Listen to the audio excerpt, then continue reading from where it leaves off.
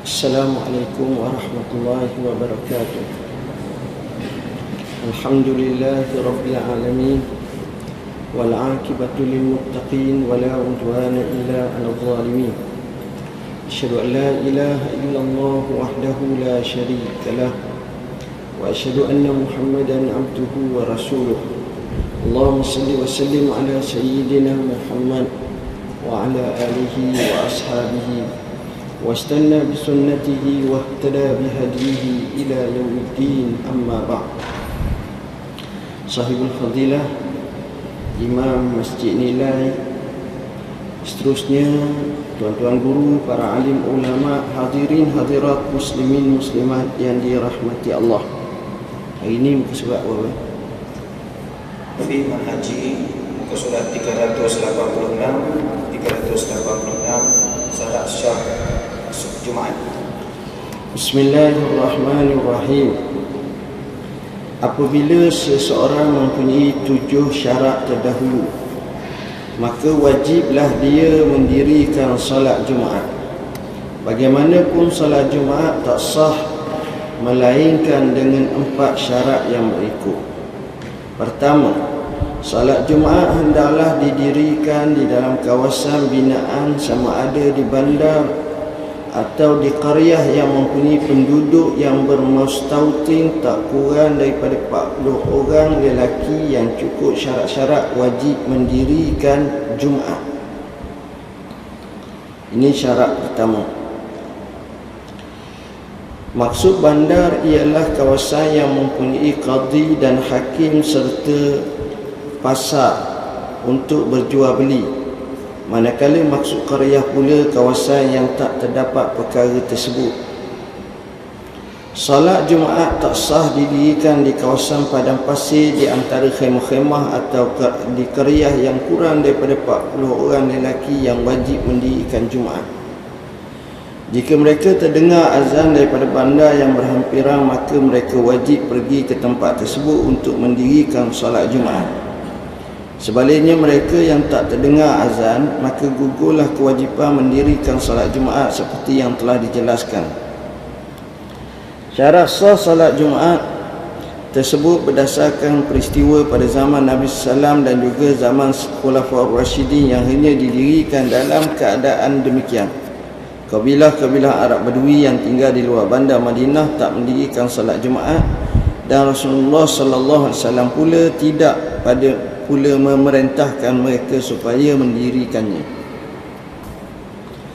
Tuan-tuan dan puan-puan yang dirahmati Allah, syarat yang pertama ialah dalam kawasan binaan bandar atau qaryah. Bila sebut bandar atau qaryah, maknanya kawasan tu ada didiami orang. Ghalibnya, bila sebut bandar atau qaryah, ada orang tinggal dan ada orang menetap di situ. Orang yang tinggal dan menetap di satu-satu tempat ada 2 keadaan atau 2 suasana. Pertama, orang yang tinggal di situ adalah orang yang memang ada rumah situ, duduk situ. Ini dan dia pun memang duduk situ. Ini dipanggil mustautin. Apa makna mustautin? Menjadikan tempat itu tanah watangnya. Dia duduk situ. Yang kedua, dia duduk juga situ. Dia ada rumah tapi rumah sewa.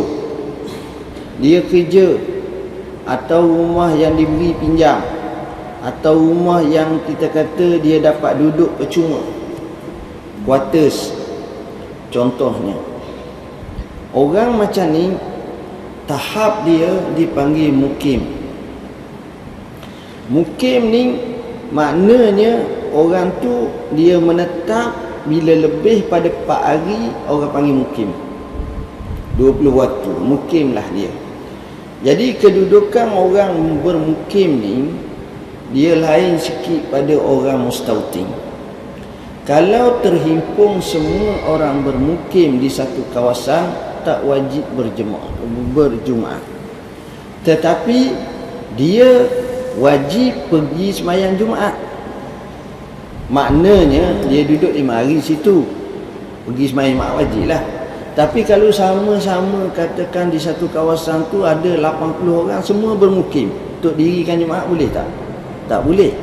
Tapi dari segi kalau ada 800 orang musafir mustautin, dia ada 40 orang mukim, 40 mukim ni wajib juga, tapi dia kena pergi ke dekat musafir, dekat mustautin, tapi dia tak dikira.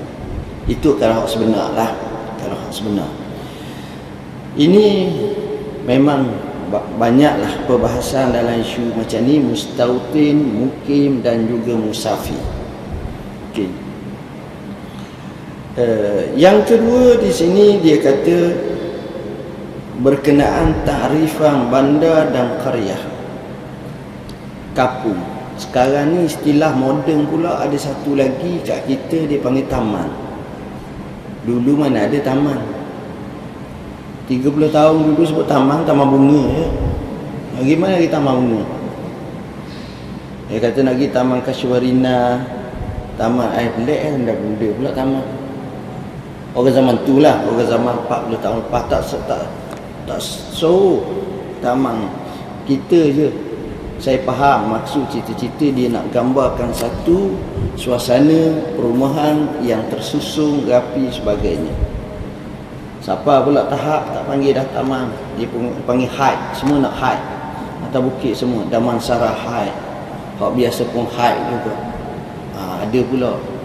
Itu istilah-istilah yang mana semuanya menunjukkan bahawa seolah-olah dia ni moden sikit. Jadi tu pun mungkin dulu orang panggil qaryah, sekarang orang panggil taman. Dan taman pun banyak dalam qaryah, dalam kampung. Contoh pergi kat Salak Tinggi sebagai contoh, atau tuan pergilah kat bandar dekat Kampung Nilai Lama, atau pergilah LBJ ke apa. Pergi hak kampung lama-lama ni kampung semua. Masuk dalam kampung tu ada satu kawasan pula taman dibuat. Itu tak pelik dah sekarang ni. Itu taman. Jadi cuma taman ni biasanya kalau kecil, maka dia hendaklah menyertai masjid kampung dia lah. Dia tak boleh lah nak buat sendiri satu masjid pula. Kalau kecil tak payahlah. Jadi kalau dia besar macam setengah-setengah di USJ, macam setengah-setengah di Petaling Jaya, jadi taman yang besar-besar, ada section, ada present, yang itu tak apalah, sebab semua macam tu bandar baru dah. Itu lain. Baik. Jadi solat Jumaat kena boleh diri kepada orang yang bermustautin, kecuali kalau tahap ke mukimannya terlalu lama. Mukim tapi lama. Mukim tapi lama ni macam mana? Contoh, ada tempat di Felda. Di Felda ni kadang-kadang jenis orang Melayu kita ni tulang tak gagah, letih banyak. Gaul. Letih. Maklum sajalah. Senang selesa sikit. Jadi kita panggil orang-orang Indo. Orang Indonesia pun mari kerja kat kita. Ada setempat tu mereka kerja ni sampai 4 keturunan. 4 keturunan. Pada keturunan pertama ambil masuk pula keturunan kedua, keturunan ketiga, sampai sekarang ni generasi keempat. Macam Felda lah, generasi ketiga, generasi keempat, generasi biasanya ketiga. Hak pertama tu umur 80 tahun lebih dah sekarang ni biasanya. Kalau Felda hak awal-awal dulu. Baik. Jadi mereka ni beranak pinak, mereka duduk dan mereka ada pasport mereka, tapi balik pula setahun sekali. Dia ni statusnya mukim. Dia bukan mustautin. Kemukiman dia tu kalau banyak sangat, dan orang yang bersama dengan dia, orang Melayu yang duduk kawasan tu mungkin dalam 10% daripada hak yang wajib sah sembahyang Jumaat. Contohnya ada 10 orang dia katakan, 10 keluarga. Tapi mereka tu duduk kawasan tu sampai 500 orang. Tolak perempuan 200 setengah, tinggal 200 setengah. Tolak kanak-kanak dalam 100, tinggal 100 setengah ataupun 100. Jadi mereka ni kalau nak pergi ke masjid payah, jauh. Contoh kaji tengok tak tempat pembangunan hak macam kat Inti College atau tu. Setiap kali hari Jumaat kita nak pergi mai Jumaat, kita tengok mak-mak Bangla, apa ni, kawan-kawan kita nak ajak naik kereta kacil tak muat. Dia ramai. Dia tunggu berjalan kaki ramai lagi supaya Jumaat. Jadi gitu. Ini tak apalah, dekat mungkin adalah kemudahan apa-apa tu. Tapi yang kita katakan ni, mereka ni jauh. Kadang-kadang 3 batu, 3 km, 4 km, macam mana? Sebahagian negeri dalam fatwa masing-masing mengharuskan sembahyang Jumaat di tempat mereka, izin, berstatuskan surau Jumaat. Sebab nak raih hak syarat mukim ni lah, nak saya mustautin surau Jumaat, maka mereka pun bina. Ini masalah ijtihad. Saya memang antara yang menyokong pendapat macam ni, sebab daripada tak sembahyang lalu, baik pergi sembahyang. Daripada duduk saja, tak. Sama juga macam kita kata orang Melayu kita kerja tempat jauh. Dia kerja di Daegu Garcia contohnya. Orang tak kenal tu, saya pun baru kenal minggu 2 ni. Contohnya orang kerja di mana? Pelantar minyak. Pelantar minyak banyak orang tuan-tuan. Dia bukan 3 orang kerja. Kadang-kadang kalau pelantar tu besar, sampai mungkin 100 orang, 200 orang. Dan puak-puak ni kerja mungkin sampai 30 hari, 25 hari. Tengoklah kontrak masing-masing. Kalau lepas 2-3 Jumaat tu selamba je. Kadang-kadang terpaksa kata, kita buat lepas Jumaat, selepas Jumaat kita baru pergi, supaya kita terlepas hanya 2 Jumaat.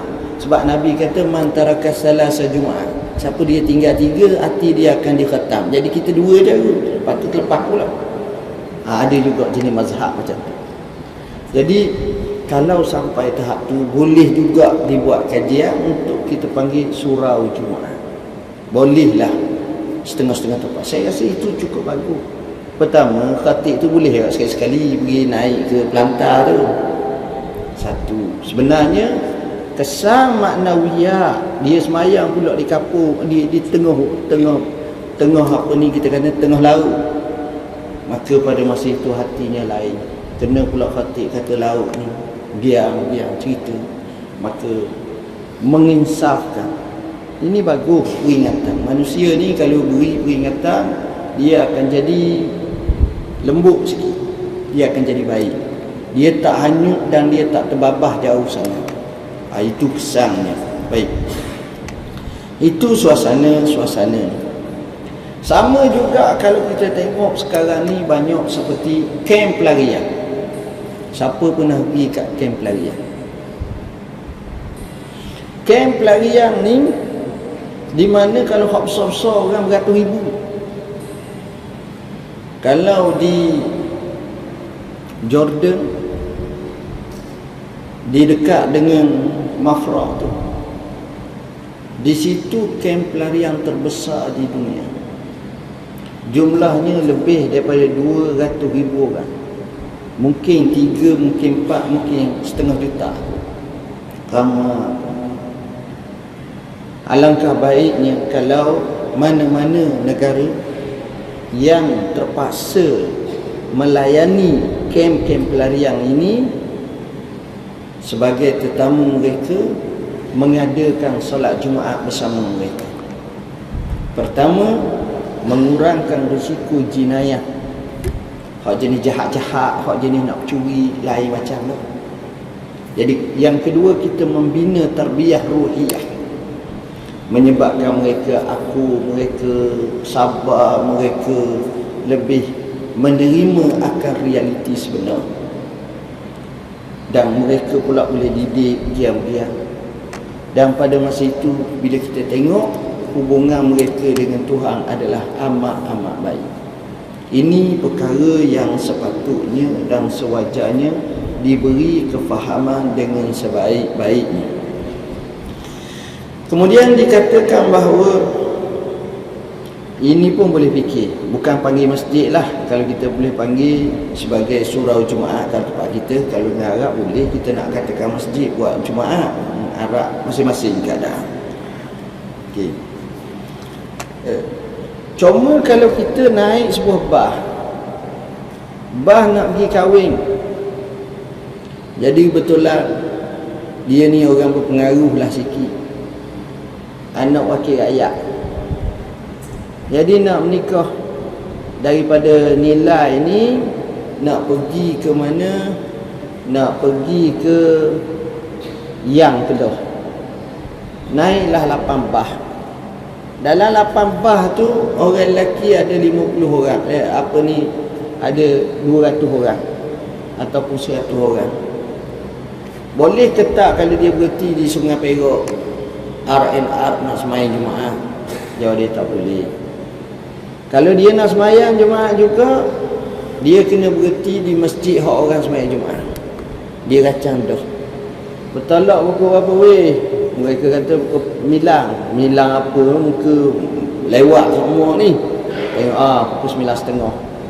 9.30 naik bah, terus daripada lalu masuk highway, jalan ramai-ramai, bah 8 bah tu berhentilah masjid.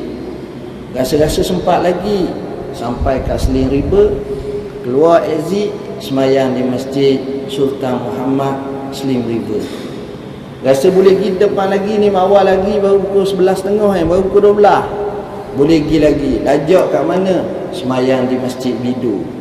Keluar sikit je exit, semayang Masjid Al-Muhtadi. Rasa boleh pergi depan lagi, Masjid Tapah baru roboh, dia tak boleh semayang situ. Jadi susah kena cari masjid surah-surah situ-situ tu. Masjid lama tu tak boleh dah. Jadi kita kena kacau macam tu. Artinya kita sertakan mereka sama-sama kita ni dengan jemaah Jumaat setempat. Cuma kalau boleh carilah masjid besar. Janganlah kita tengok masjid surau Jumaat tu kecil, kita pun pergi semayang Jumaat tu, pergi pula awak, orang kita semua conquer. Jadi orang kampung tengok susah hati ni buana ni.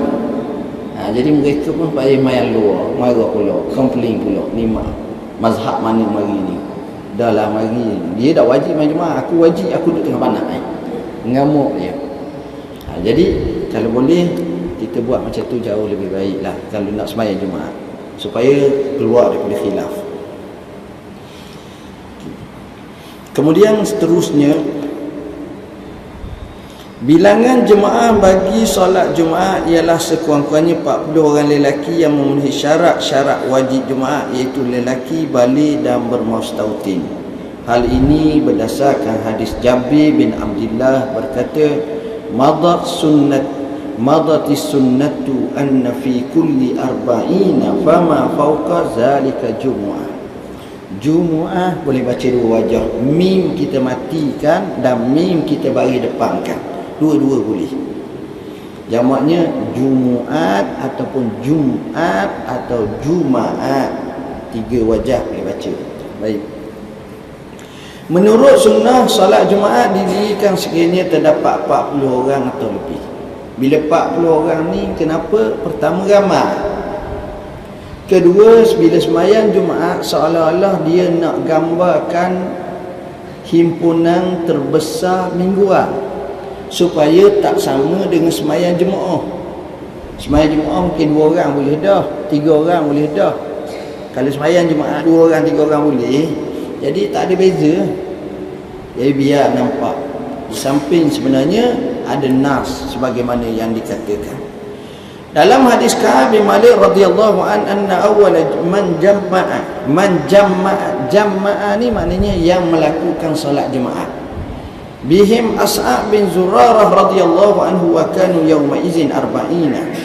Sesungguhnya orang mula mengumpulkan orang Islam untuk mendirikan solat Jumaat namanya As'ab bin Zurarah, sahabat Nabi. Di mana? Madinah.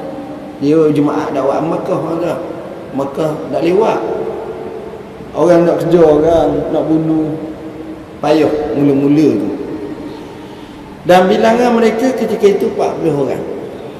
Ini nas yang menyebut ke arah tu. Jadi sembahyang Jumaat 40 orang. Ada riwayat menyatakan bila mana Nabi SAW duduk di Quba, dia duduk hampir 2 minggu. On the way dia nak pergi ke Madinah. Quba dengan Madinah ni dekat je, ibarat Masjid Nilai sampai kat Usi, gitulah. Kalau jauh pun jauh dan 200-300 meter lagi lah, begitu je, dekat. Jadi Nabi ni pergi keluar hari Jumaat, keluar daripada masjid, daripada Quba nak menuju ke Madinah hari Jumaat. Quba tu sebahagian Madinah dah. Quba tu sebahagian Madinah. Jadi bila dia nak pergi ni, masa dia nak pergi lebih kurang dalam 400 meter je, 500 meter. 400 meter atau 500 meter saja bila dia pergi, apa yang berlaku tuan-tuan? Didapati waktu sembahyang Jumaat telah masuk. Bila waktu sembahyang Jumaat telah masuk, Nabi berhenti dan Nabi sembahyang. Sempena tempat Nabi sembahyang tu sekarang ni dipanggil Masjid Jumaat. Kalau tuan-tuan berdiri dekat Masjid Quba, tengok bawah sana, nampak Masjid Jumaat yang dicat warna putih bawah. Masjid besar lah, sekarang ni barulah, comel lah dia buat. Sempena dia panggil Masjid Jumaat. Jadi Nabi buat sembahyang Jumaat. Yang ketiga, solat Jumaat hendaklah didirikan dalam waktu zuhur. Jika waktu zuhur tak mencukupi untuk mendirikan solat Jumaat, mereka wajib mendirikan solat zuhur sahaja. Jika mereka telah memulakan solat Jumaat dan waktu zuhur telah habis, sedangkan mereka masih belum selesai hendak mendirikan solat, hendaklah mereka menukarkan solat Jumaat itu kepada solat zuhur dengan menyempurnakan sebanyak 4 rakaat. Hal yang demikian berdasarkan perbuatan Nabi sallallahu alaihi wasallam yang telah mendirikannya dalam waktu tersebut. Daripada Anas radhiyallahu anhu katanya, anna Nabiy sallallahu alaihi wasallam kana yusalli al-jumu'ata hina tamilu syams. Nabi sallallahu alaihi wasallam mendirikan salat Jumaat ketika matahari gelincir. Daripada Salamah bin Aqwa radhiyallahu anhu katanya, kunna nusalli ma'an Nabi sallallahu alaihi wasallam al-jumu'ata hatta summa nansarif wa laysa lil hitan zillun nastadillu bih. Kami mendirikan salat Jumaat bersama Nabi sallam, kemudian kami beredar dalam keadaan dinding tak mempunyai bayang-bayang untuk kami berlindung. Daripada Sa'al bin Sa'ad radhiyallahu anhu, ma kunna nakil wa la nataghadda illa ba'dal Jum'ah. Kami tidak tidur pada tengah hari dan tak makan kecuali selepas salat Jumaat. Semua hadis yang tersebut menunjukkan bahawa Rasulullah SAW tak salat Jumaat melainkan dalam waktu zuhur, bahkan pada awal waktu. Ada beberapa perkara. Yang pertama, Nabi lakukan salat Jumaat pada waktu zuhur. Hikmahnya mungkin banyak. Pertama, bila waktu zuhur tu beri ruang kepada orang buat persediaan mudah. Kalau buat waktu subuh ramai konten Jumaat, sungguh kadang-kadang tu imam pun lewat, kejut lewat, tidur lewat, malam baru balik ceramah lewat balik, jadi tak sempat sembahyang Jumaat. Jadi waktu zuhur ni lain. Okey. Yang kedua, sembahyang Jumaat waktu zuhur tu menyebabkan ialah mudah orang-orang nak hadir, masanya panjang. Sebab waktu tempoh sebelum sembahyang Jumaat tu panjang. Jadi bolehlah orang jauh pergi. Dulu kan orang kampung, tuan-tuan tahu macam orang kampung, kadang-kadang dia pergi nak sembahyang Jumaat tu, sembahyang pukul 1, contoh, sembahyang pukul 1, pukul 11 dia jalan kaki dah. Orang bawa motor parking, ji Pak Leh, mari naik motor. Oh, minta maaf saya tak boleh, saya pening naik motor. Dia jalan kaki. Jenis orang-orang lama. Ada macam tu. Ya. Pergi 2 jam. Dia tak macam kita. Kita main apa? Orang tengah meeting ni apa?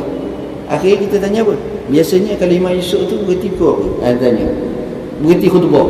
Kita tanya khutbah je habis.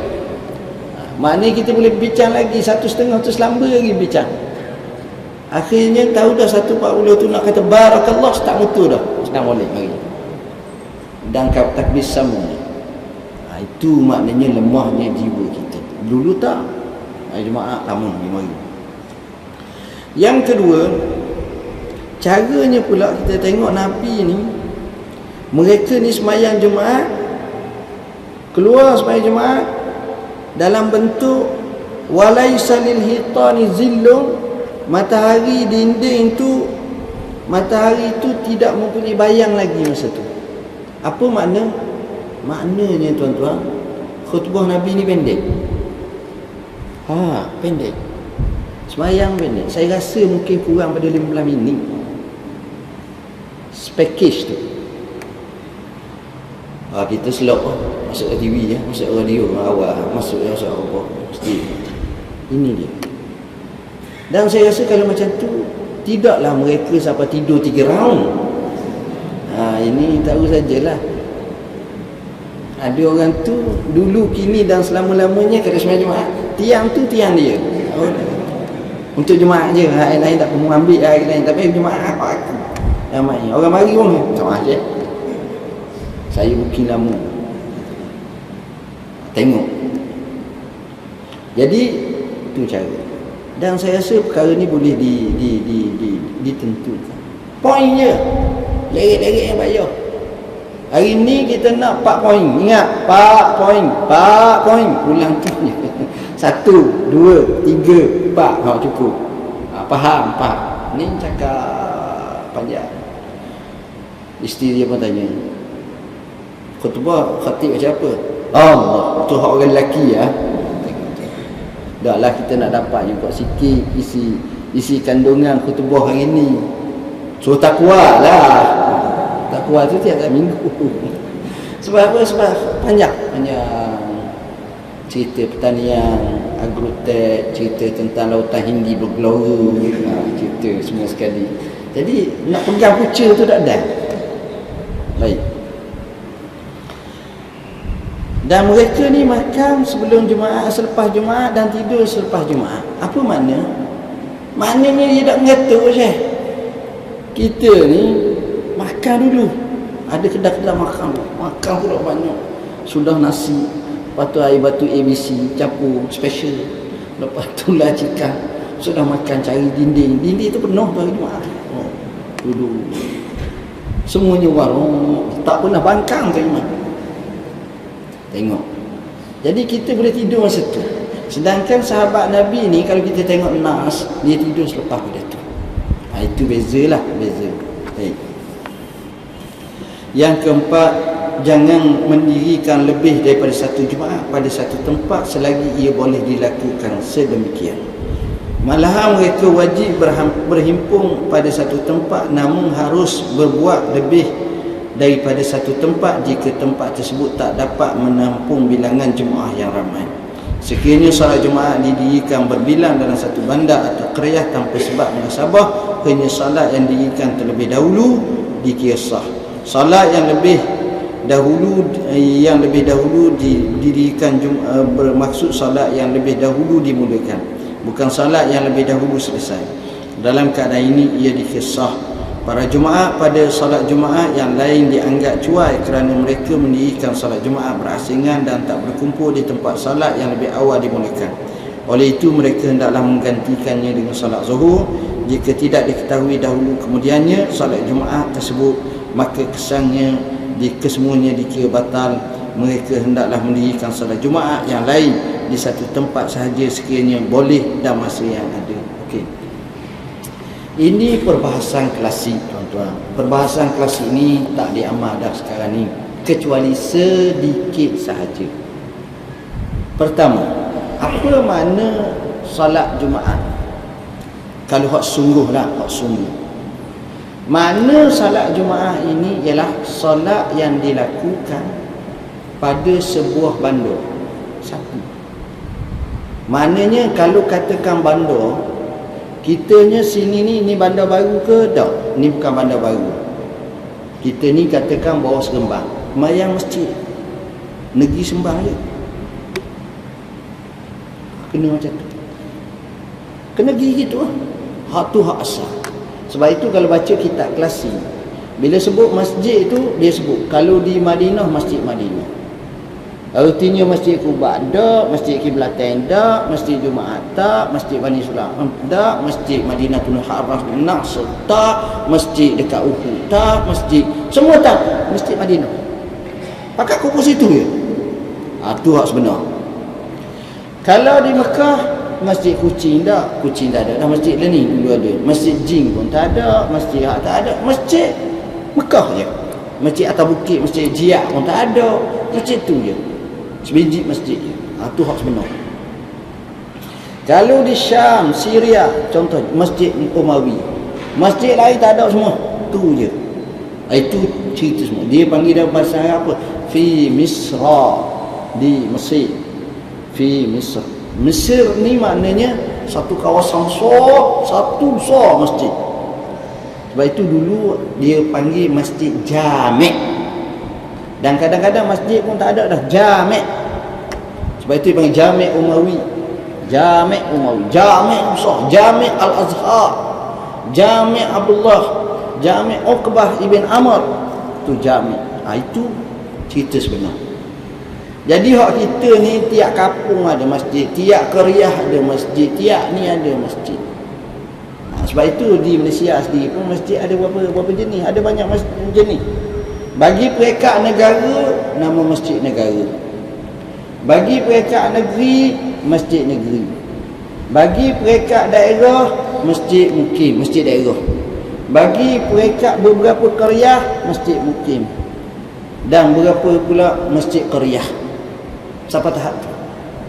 Ini pembahagian nak gambarkan sebenarnya kadang-kadang macam tu.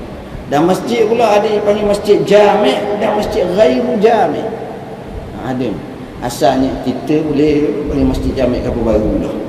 Masjid Jami' dekat dengan apa ni Kuala Lumpur tu. Itu sebenarnya Jami' tu masjid dah. Buat Jumaat. Baik. Itu hak asalnya. Jadi bila keadaan macam ni, setiap kampung ada masjid. Setiap kampung ada masjid menyebabkan di mana kampung-kampung tu ada masjid. Orang boleh terima lagi, mutakhir kata tak apalah sebuah kampung ada masjid, okey. Di mana dalam kampung ni pula sekarang dengan perkembangan moden, kampung ni pecah pula banyak. Banyak pula kampung baru naik. Hak kawasan tu dalam setengah hektar, 2-3 hektar tu kosong. Orang jual tanah buat perumahan, jadi kampung baru dah pula. Ada pula masjid. Jadi dalam sebuah kampung tu kadang-kadang ada 2 masjid. Ada 3 masjid. Sebab itu antara tugasan mufti, mereka akan buat pembahagian qaryah baru. Hak ni masuk alik ni, hak ni masuk alik ni. Itu cara dia. Kemudian yang jadi hebat lagi, setengah-setengah bandar mereka buat masjid dekat-dekat. Kalau di Kuala Lumpur tu tuan-tuan tengok masjid dekat. Masjid negara dengan masjid Jami', dengan masjid apa ni Bukit Aman. Dekat-dekat je tu. Masjid negara, masjid Jami', masjid Bukit Aman, lepas tu masjid India. Itu dekat-dekat. Dekat-dekat tu. Kalau jalan tu semua tu, kalau jalan kaki lah, ibarat kalau tak ada kereta apa-apa nak jalan, saya ingat sebetul je. Daripada masjid Jami' nak pergi masjid India tu dekat. Daripada masjid Jami' tu nak pergi masjid negara tu, kalau jalan tu saya ingat sampai 10 minit apa tu. Daripada masjid negara tu kalau naik ke atas belakang tu nak pergi ke masjid Jami', masjid Bukit Aman dekat. Tengok dekat. Jadi bolehlah, tak ada masalah. Sebab apa? Sebab kita tengok keperluan. Orang ramai. Orang ramai. Bila orang ramai ni, Lebih baik kalau mereka ni semayang daripada mereka tak semayang. Tak apa semayang. Ini pula mendidik. Jadi nak tahu hak mana dulu, hak mana ni, jadi berlomba pula. Jadi roh semayang tu tak ada dah, berlomba siapa dia cepat pula. Jadi akhirnya hak mana kena qada zuhur. Di Syria buat macam ni. Di Syria buat, tapi bukan semua saya kata. Orang ikut mazhab Syafi'i buat. Macam Syekh Muhammad Ramadan Al-Buti rahimahullah, dia baca khutbah hari Jumaat. Dia berkhutbah. Sudah dia khutbah, dia semayang Jumaat. Sudah dia semayang Jumaat, turun, sudah semayang Jumaat, orang qomat pula, semayang zuhur pula. Biasanya dia jadi makmum, ada seorang lain pula jadi imam. Tapi bila semayang Jumaat, semayang zuhur ni bukan semua semayang. 85% balik lah. Dia tak marah, tak dia tak sah, tak ada macam kita bergaduh masakang. Hak ni dak kata, mu nak mayang-mayang ah, mu tak mayang tak apa lah. Hak pentingnya Jumaat mayang. Gitu maksud dia. Ni dak kita bergaduh lalu dah, ni hukum apa, ni mazhab baru, ni mazhab lama, ni apa. Dak esok. Yang pentingnya hak wajib, hak muttafaq alaih, hak sepakat kena mayang-mayang. Apa dia? Jumaat. Lepas ada tu anda. Jadi situ suasana tu. Kat kita jangan buat jadi pelik pula. Gaduh pula. Pelik pula dah. Mazhab baru dah. Lagi pelik. Ada benda yang tak urus. Wallah. Bismillahirrahmanirrahim. Muka surat apa? Baiti Jannati, muka surat 47, wasiat untuk putri Umamah. Muka surat 47, wasiat 10 wasiat untuk putri Umamah. Umamah telah mewasiatkan pada putrinya yang akan berkahwin dengan Al-Haris bin Amr. Wahai putriku, ada 10 perkara yang ingin ku berikan pedoman kepadamu dan sebagai panduan untukmu dalam kehidupan berumah tangga. Ada 10 perkara. Pertama, jalinkanlah hubungan dengan suami dengan penuh ketaatan. Perhatikan kesukaannya dan jangan sampai dia melihat sesuatu yang buruk darimu atau tercium sesuatu yang tak enak dari dia. Ini orang jaga sungguhlah, jaga suami ni. Tengok seorang ibu yang faham, dia ajar anak dia. Janganlah jalin hubungan dengan suami penuh ketaatan. Yang kedua, sentiasalah membanggakan suamimu kerana ini akan membuatkannya bertambah kasih padamu. Sentiasalah membanggakan suamimu. Seronok. Yang ketiga, benarkanlah segala pendapat dan sikapnya selagi tidak bertentangan dengan syariat, niscaya dia akan bersikap lembut terhadapmu. Tengoklah. Apa yang patutlah, kalau hak yang tak patut tak bolehlah. Uruskanlah rumah tangga dengan baik dan sempurna. Sentiasalah memelihara diri, keluarga dan kehormatannya. Simpanlah segala rahsianya dengan baik. Jangan sesekali kamu membantah suruhannya kerana ini akan melukakan hatinya. Jangan bantah suruhan. Jagalah waktu makan dan waktu istirahatnya kerana perut yang lapar akan membuatkan darah cepat naik. Tidur yang tak cukup akan menimbulkan keletihan. Jika dia sedang bergembira, janganlah kamu menunjukkan kesedihan. Kamu mesti pandai mengikut suasana hatinya. Hiasilah dirimu selalu agar dia gembira bila memandangmu. Jadikanlah dirimu itu sebagai pembantu kepadanya, nescaya dia akan menjadi penolong pula kepadamu.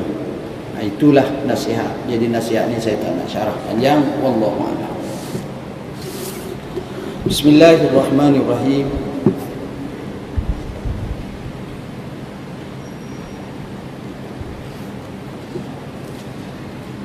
Kitab Bahjah Nufus 291, Bahjah Nufus 291 di dalam ayat di atas.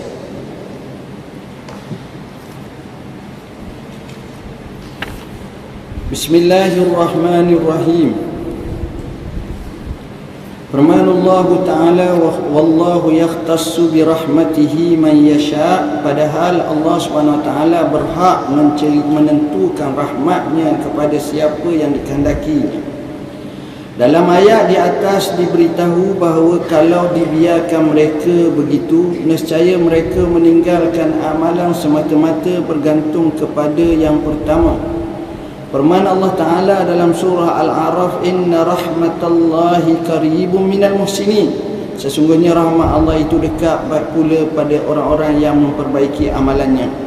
Jika kamu menghendaki segala kurniaannya, hendaklah kamu mengesahkan kefakiran dan kemiskinanmu.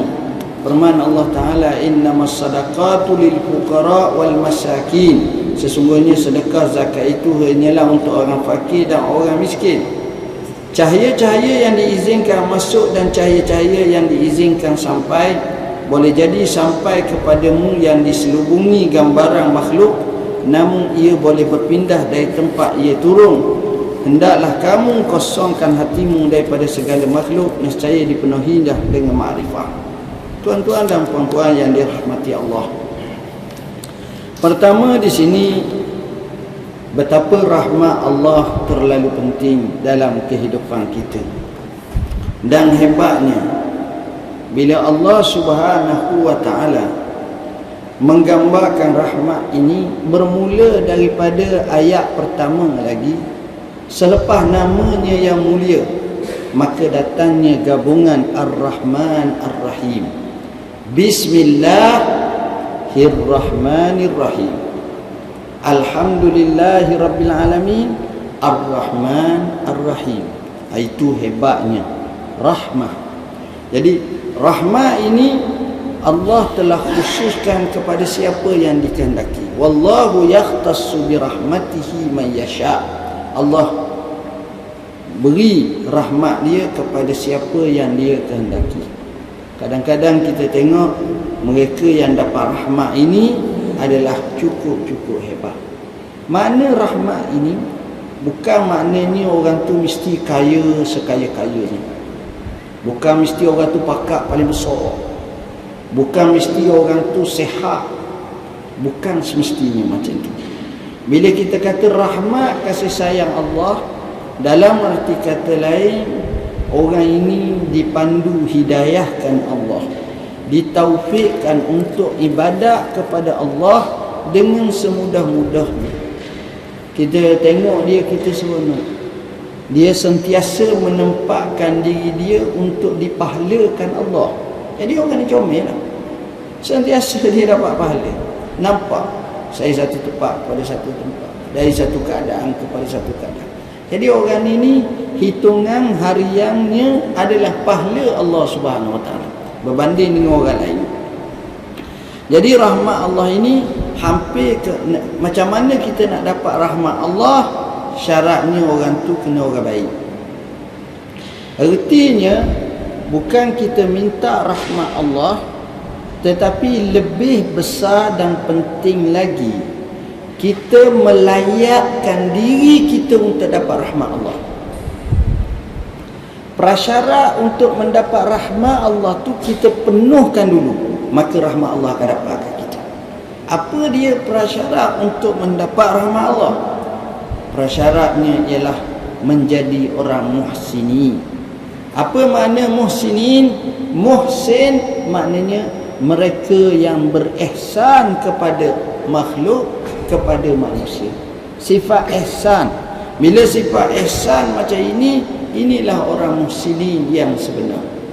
Orang muhsin yang sebenar, orang yang baik, kalau dia boleh buat macam tu. Jika kamu menghendaki segala kurniaannya, hendaklah kamu mengesahkan kefakiran dan kemiskinanmu. Jadi kalau kita nak macam tu, syaratnya kita nyatakan kefakiran dan kemiskinan. Fakir dan miskin ni bukan maknanya kita apa-apa kedanakan kita. Maknanya harapan kita kepada Allah sahaja sungguh-sungguh, kita hanya merasakan kita ini benar-benar memerlukan Allah. Ya ayuhan nas antumul fuqara'u ila Allah wallahu huwal ghaniyyul hamid. Hai manusia, kamu semua ni fakir kepada Allah, sedangkan Allah Maha Kaya lagi Maha terpuji. Baik, wallahu a'lam. Bismillahirrahmanirrahim. Ada beberapa soalan di sini. Soalan yang pertama, apa hukum wanita melontarkan suara di dalam TV seperti mengaji Al-Quran atau Tarannum? Saya tak tahu nak jawab ni tuan-tuan. Bayar saya. Kalau boleh tanyalah ustazah. 3 ustazah pilihan macam-macam. Kalau saya tanya pula jadi bergaduh pula. Ustaz bergaduh dengan ustazah, tak seronok sangat saya. Baik. Apa komen ustaz bila orang Islam itu sendiri yang sekat dakwah Islam, contoh seperti Masjid Putera Nilai panggil Ustaz Azhar Idrus ceramah, tak diluluskan oleh Majlis Agama Islam. Oh, ni pun kena tanya Majlis Agama juga. Saya, ya Allah, ada benda saya tak dapat nak jawab. Macam laki bergaduh dengan bini, tanya saya, Allah, susah sungguh saya nak jawab. Dere tanya dia lah, jadi susah saya. Kita pula bukan FBI, CIA nak pergi investigation payung lalu. Susah. Apa beza golongan ahli sufi dengan golongan muqarrabi? Lebih kurang sama. Cuma bila sebut muqarrabi ni lebih hampir lagi lah. Bila sebut muqarrabi lebih hampir lagi. Sufi tak semestinya muqarrabi, dia baik dah.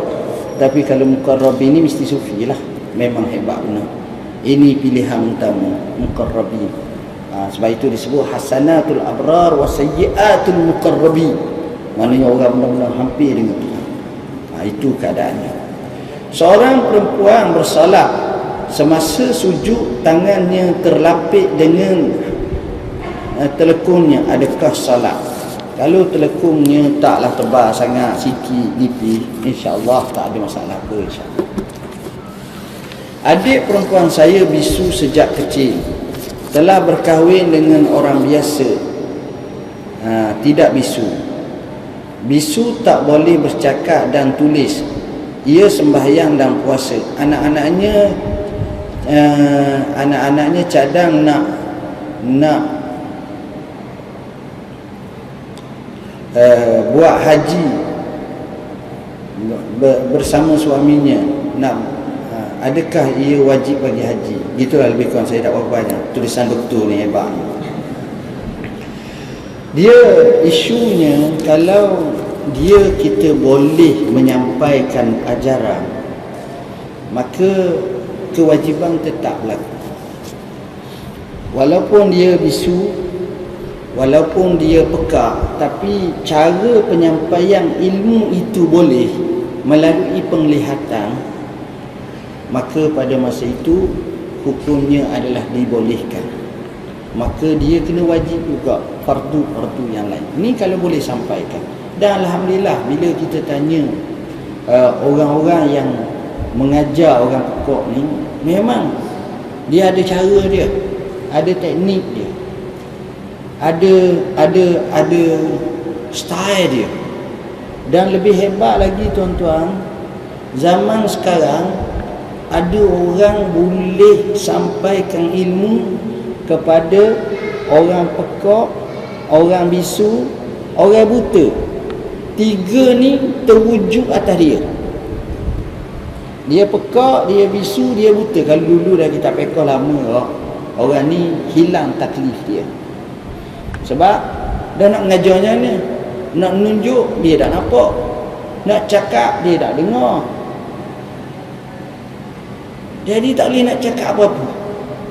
Tapi sekarang ni ada setengah-setengah negara yang moden, yang hebat, dan ada setengah-setengah orang ni dia boleh faham bahasa orang pekak, orang bisu.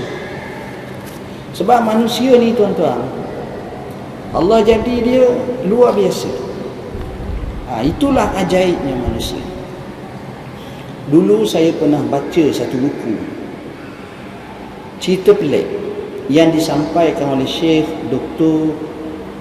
Abdul Rahman Al-Irifi, seorang tokoh pendakwah terkenal di Saudi.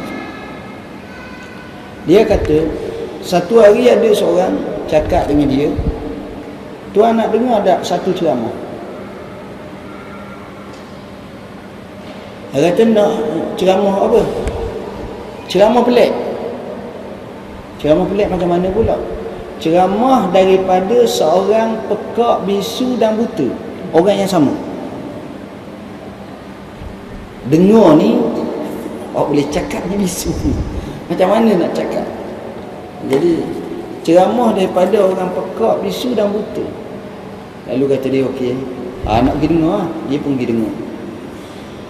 Kemudian adalah seorang pekak, bisu, buta ni naik atas nak ceramah. Dia tengok macam mana nak ceramah. Kemudian ada seorang lelaki duduk sebelah dia. Orang pekak, bisu dan buta ni, dia pegang tangan orang yang boleh cakap ni. Dia pegang je tangan, tekan sikit, gini gitu je. Dia ada satu isyarat. Orang ni pun ceramah, mengikut apa cara tekanan orang ni. Betul mengikut orang tu katalah, kita tak tahu kala kau. Betul tak? Dia ceramah. Kemudian kadang-kadang nak tahu betul tak betul, bila ada orang tanya orang ni gini, pegang pula tanya gini, dia pun jawab balik. Betul. Jadi komunikasi sampai terlalu secret. Saya ingat perkara macam ni memang mungkin 99% orang pun tak tahu lah, payah tahu. Tapi ada orang dia tahu macam tu. Tuan-tuan tengok satu kisah ketika mana seorang pendakwah Islam terkemuka dunia, almarhum Syekh Ahmad Didat rahimahullah. Ahmad Didat ni seorang pembela Islam melalui perdebatan dan hiwar dengan Kristian. Memang pendakwah dulu. Tapi Allah tribulasi dia. Saat akhir dia nak mati, dia tak boleh bercakap. Dia paralyzed. Tapi isterinya isteri yang salihah, duk jaga dia, setia isteri dia. Dia duduk kat Afrika Selatan. Dalam keadaan sakit macam tu, tuan-tuan tahu macam mana dia buat? Ni tuan-tuan boleh tengok, search dalam YouTube je, search yang dalam Google, tuan-tuan tengok. Dalam keadaan macam tu, ada orang mari ziarah, ramai daripada dunia luar mari ziarah. Dia ada seorang anak lelaki, salah seorang anak lelaki dia ni jaga dia, berhenti kerja, tunggu, jaga dia. Bila orang datang tengok dia tengok orang tu. Anak dia akan ambil satu kertas, akan tulis A, B, C, D, gini, tulis dalam bentuk isyarat. Dia gini, mata gitu, mata je. Lepas tu anak dia bagi tahu, bapa aku bagi tahu kepada kamu, dia suka sangat kamu datang. Dia ucap kepada kamu ahlan wa sahlan wa marhaban bikum. Dia seronok kamu datang. Orang ni pun jawab gini. Dia pun nangis dia. Tengok. Kalau kita tak tahu kala sakit Ustaz. Sebab kita tak boleh deal hati kita tak. Tapi ada orang bahasa macam tu. Tuan-tuan tengok, seorang dianggap cendekiawan tapi tak dapat hidayah, terhebat di muka bumi antara ahli fizik terkemuka. Siapa? Stephen Hawking. Paralyzed, tak boleh cakap. Berapa ramai profesor mengambil ilmu fizik bawah dia, duduk ini. Kalau kat kita kat minta sedekah, tegak lah. Tapi guna alat komputer khusus dengan suara yang telah decoding macam tu, dan boleh beri maksud. Maksudnya akan berlaku melalui cara kemodenan ini, hubungan antara manusia dengan manusia, walaupun dia pekak, walaupun dia bisu, walaupun dia tak ada orang boleh buat macam tu. Tapi tak amal lah benda macam ni. Tapi ada tuan-tuan. Sebab itu bagi saya isu ni di Makkah tak ada masalah lah kalau macam tu, insya-Allah, kalau dia faham betul-betul. Baik. Ustaz, bukankah silap mata itu adalah helah seseorang?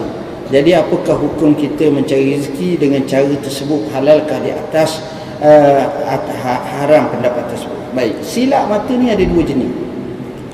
Pertama, memang mata tu tersilap, maka yang ni tak apa. Dan yang kedua, sihir. Sihir memang tak boleh. Apa beza antara mata tersilap dengan sihir?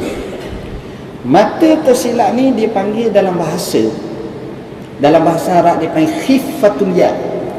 Khifatul ya ni maknanya tangan dia ni tangkas. Dia buat titik-titik, dia tangkas tangan dia, tangkas. Jadi mata tu jadi keliru. Macam kita lah, kita tak pandai silap mata, kita tak pandai silap mata. Tapi kita main dengan anak kita, dengan cucu kita, umurnya 3 tahun, 2 tahun setengah, 3 tahun. Kita pun letak dia depan kita. Kita ambil nok 50 sen. Kita letak tangan kita ni duit 50 sen. Kita pun buat gini. Dia pun ingat tangan ni, dia pun tengok. Kita bakar. Itu sebab kita buat cepat. Jadi dia, otak dia tak dah. Itu sebab kita dengan dia 2 tahun. Kalau dia 20 tahun, barang dia tahu. Jadi dia kalau khifatul yaq tak apa. Ada orang macam tu, dia memang tangkap. Dan ilmu macam ni ada bab dia panggil boleh belajar.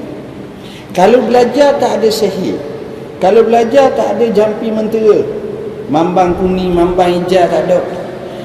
Kalau belajar tak ada apa-apa, dia sekadar hanya belajar teknikal ketangkasan, itu tak apa.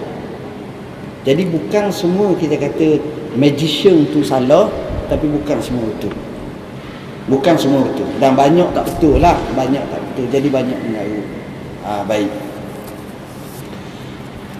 Kemudian soalan seterusnya, Ustaz, maknanya orang di ken lantai itu tidak wajib salat Jumaat, dan kalau dia salat pun tak sah lah. Ya, itulah yang banyak difatwakan. Banyak bila ditanya, kalau di Terengganu ken-ken lantai minyak jatuh lah.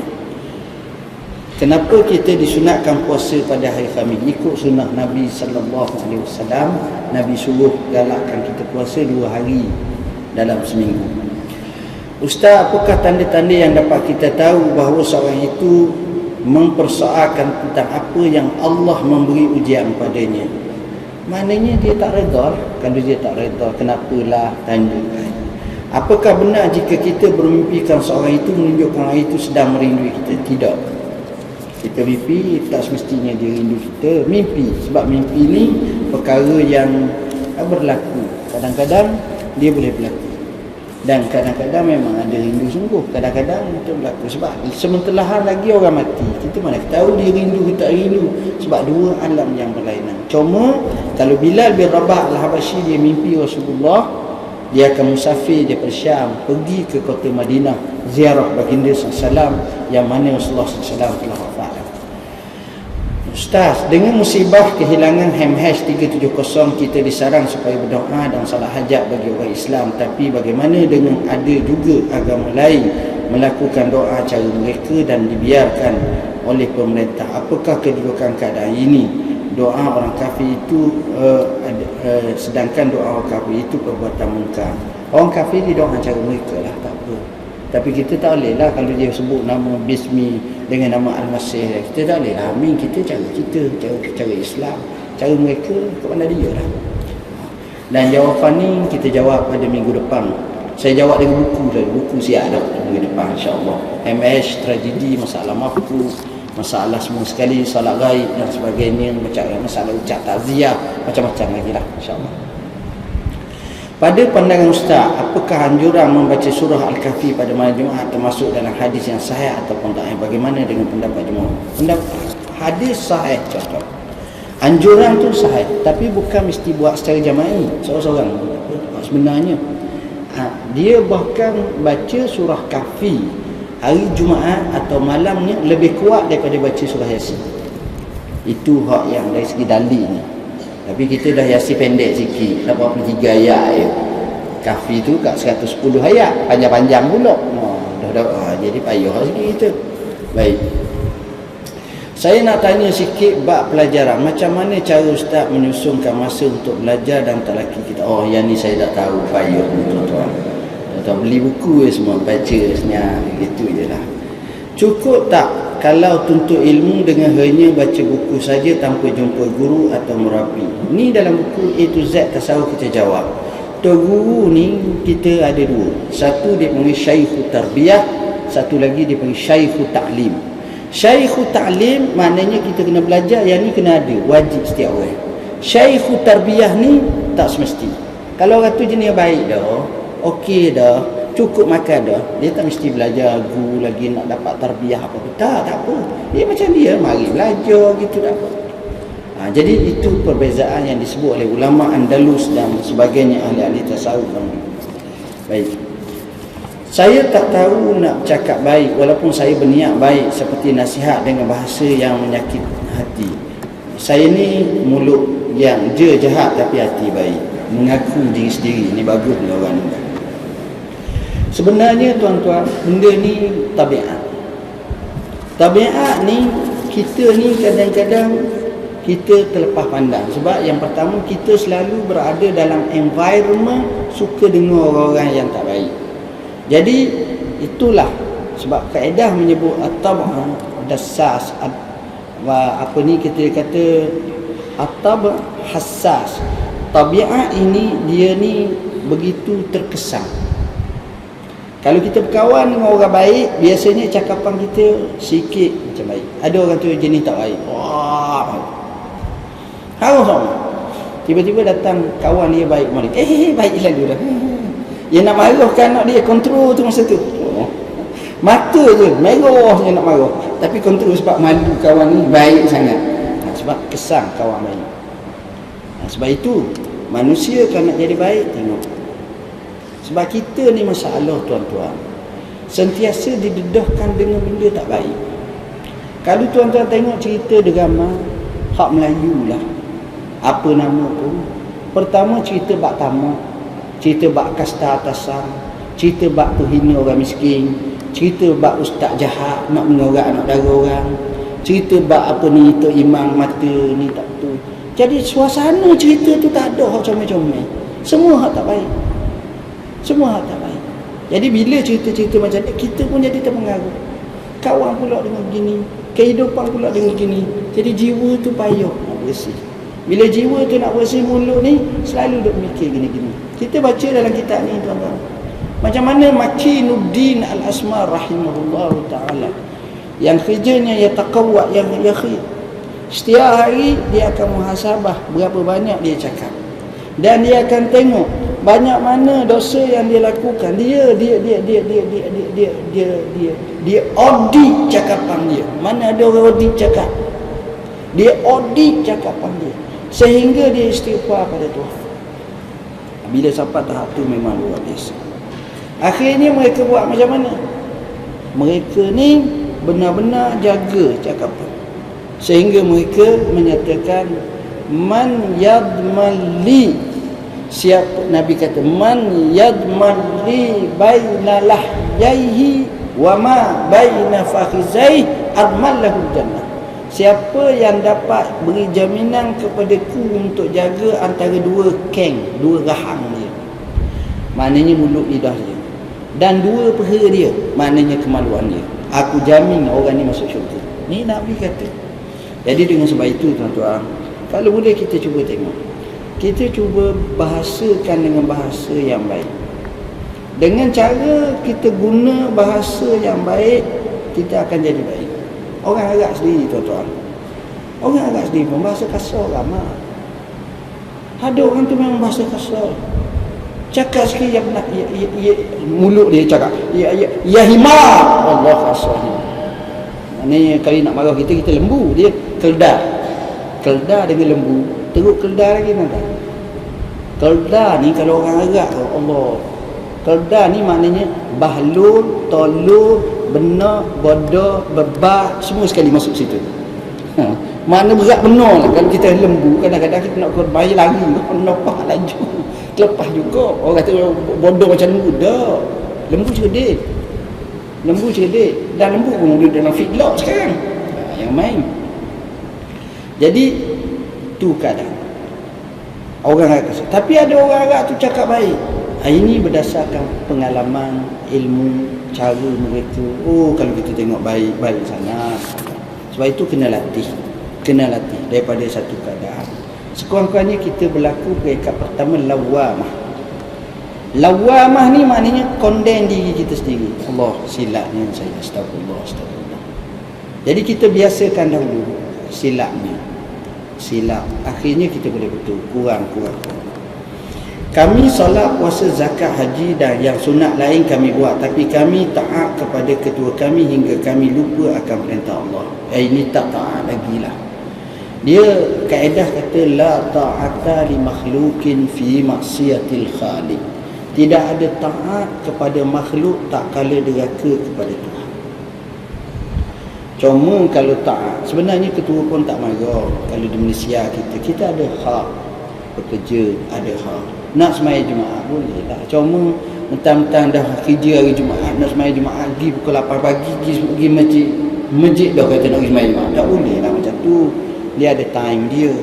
Baik, sesuai. Melainkan kita ni memang jadi bila. Betul lah hari Jumaat tak ada orang bila dah, kita je minta izin lah. Saya kena awal sikit, kena 2 jam awal sebab jadi bila nak testing suara, nak azan dulu, nak baca Quran dulu. Itu tak apalah. Baik. Satu, yang kedua, kita kena tengok isunya macam mana. Kita nak sembahyang sunat, kawan ni hak sembahyang fardu, kawan ni ajak meeting, sembahyang sunat tu biarkan. Iaitu dia tak anggap sebagai langgar, sebab ada perkara priority yang mesti kena laksanakan. Tapi kalaulah siapa sekatang semua sekali, tak boleh lah. Baik. Saya yakin perkara ni boleh diselesaikan dengan cara perbincangan baik, tak ada masalah, insyaAllah. Sekadar itulah yang dapat saya sampaikan. Bersama kita ada solusi baru dan ada juga majalah Al-Ustaz baru di sana dan beberapa buku baru, istisqa dan duha dan sebagainya. Aku qauli hadza wa astaghfirullahal azim li wa lakum. Bismillahirrahmanirrahim. Allahumma faqihna fid din, 'allimna ta'wil. اللهم اجعلنا من الذين يستمعون القول فيتبعون احسنه. اللهم ربنا آتنا في الدنيا حسنه وفي الآخرة حسنة وقنا عذاب النار. وصلى الله على سيدنا محمد وعلى آله وصحبه وسلم. الحمد لله والسلام عليكم.